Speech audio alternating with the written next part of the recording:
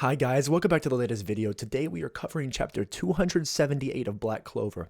But firstly, see this hoodie I have? Super dope. It's a Ultra Instinct Goku shirt. Okay, so without further ado, let's hop right into the chapter. Starting off in this chapter, we see Jack attack Dante, but to no avail. And we learn that Dante, since fighting Yami and Asta, has gained even more regenerative power. Dante mentions that nothing except anti-magic has a chance of hurting him anymore, and Nacht thinks that they'll have to gamble on Jack's magic, which cuts through all things seemingly. Immediately, Dante uses gravity magic to bring Nacht and Jack to the ground, but as soon as the gravity magic is activated, Nacht uses his Devil Union mode, Equus, and gains a demonic armor around him. This form and transformation look to be a defensive one. This surprises Dante to see there is another devil host besides Asta. Nacht then looks to Jack and taunts him to an extent, asking if he was all talk because he's simply on the ground and able to put up a fight given how much he speaks. He tells him that talk is cheap and that he should have more to him than that, especially being a Magic Knight captain. Dante, being ignored, gets upset and attacks Nacht, but it does no damage given Nacht's defensive transformation, and Nacht retaliates and hits Dante hard, which seems to excite him. He asks Nacht if he can keep him entertained until the gates of the underworld are open. Nacht thinks to himself that he can trade blows with him all day, but he can't land any critical hits or kill him. He instead needs Jack to attack.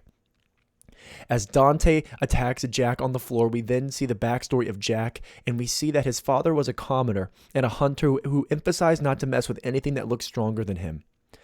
Like his dad, Jack hunted creatures weaker than him as well, and we see he asked himself during this time if he'll always live this way, preying on things weaker than himself.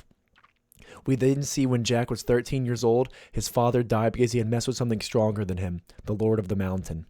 Jack then stumbled upon a massive bear, the same one that killed his dad, and he kills the bear and slashes through it.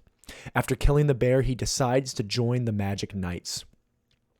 It cuts back to the current time, and we see while on the floor there are blades coming out of Jack's body, including his back, and he says, "I want to take those who were considered strong and slash them to ribbons." And Jack stands up, completely transformed, with blades covering his entire body at all points. He looks absolutely sick, just covered in blades. What is more fitting than Jack the Ripper, Jack the Slasher, the leader of the gray praying mantises or green praying mantises? And we learn that the way he is able to get up is because he has slashed through gravity itself. We then see Jack immediately start slashing Dante, and Dante boasts that no mere insect could kill him.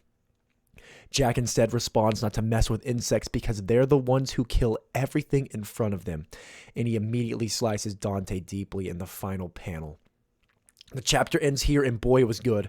2 transformations from 2 amazing characters, and we finally see the backstory of the notorious Jack the Ripper.